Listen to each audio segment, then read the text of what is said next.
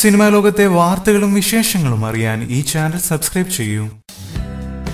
മലയാളത്തിലെ മികച്ച അച്ഛൻ കഥാപാത്രമായി മാറിക്കൊണ്ടിരിക്കുകയാണ് ഇപ്പോൾ സിദ്ദിഖ്. കട്ടപ്പനയിൽ ഹൃതിക് റോഷൻ, ആൻമരിയ കലിപ്പിലാണ് എന്നീ ചിത്രങ്ങളിലെ ശ്രദ്ധേയമായ അച്ഛൻ വേഷത്തിന് ശേഷം ഇപ്പോഴിതാ കോമ്രേഡിന് അമേരിക്ക എന്ന ചിത്രത്തിലെ അച്ഛൻ വേഷവും മക്കളുടെ പ്രിയം പിടിച്ചുപറ്റുന്നു. ഉസ്താദ് ഹോട്ടൽ എന്ന ചിത്രത്തിന് ശേഷം വലിയൊരു ഇടവേള കഴിഞ്ഞാണ് ദുൽഖർ സൽമാനും സിദ്ദിഖും സിഐയിൽ അച്ഛനും മകനുമായി എത്തുന്നത്. ആരും കൊതിച്ചു പോകുന്ന അച്ഛന്റെ വേഷമാണ് ചിത്രത്തിൽ സിദ്ദിഖ് ചെയ്തത്. ദുൽഖറിനൊപ്പമുള്ള അഭിനയ അനുഭവത്തെക്കുറിച്ച് സിദ്ദിഖ് പറയുന്നു. എന്റെ കൺമുൻപിൽ വളർന്ന കുട്ടിയാണ് ദുൽഖർ സൽമാൻ. കാർണിവൽ എന്ന ചിത്രത്തിന്റെ സെറ്റിൽ വെച്ചാണ് ആദ്യമായി അവനെ കണ്ടത്. പിന്നീട് പലതവണ കണ്ടു. കാണുമ്പോൾ ചിരിക്കും, ചോദിച്ചാൽ അതിന് മറുപടി പറയും. അധികം സംസാരിക്കാത്ത പ്രകൃതക്കാരനായിരുന്നു. ദുൽഖർ അഭിനയിക്കാൻ സിനിമയിലേക്ക് വരുന്നു എന്നറിഞ്ഞപ്പോൾ എനിക്ക് ഭയങ്കര ടെൻഷനായിരുന്നു. എന്നാൽ ഉസ്താദ് ഹോട്ടൽ എന്ന ചിത്രത്തിൽ അഭിനയിക്കാൻ ചെന്നപ്പോൾ ഞാൻ അവന്റെ സിൻസിയാരിറ്റി തിരിച്ചറിഞ്ഞു. ഉസ്താദ് ഹോട്ടൽ എന്ന ചിത്രത്തിൽ ഗ്ലിസറിൻ ഇടാതെ ദുൽഖർ കരഞ്ഞുകൊണ്ട് അഭിനയിക്കുന്ന ഒരു രംഗം കണ്ടു. ആ കാര്യം മമ്മൂക്കയോട് വിളിച്ചു പറഞ്ഞപ്പോൾ നമുക്ക് വേണ്ടപ്പെട്ടവർ എന്ത് ചെറിയ കാര്യം ചെയ്താലും നമുക്കത് വലിയ കാര്യമായി തോന്നും.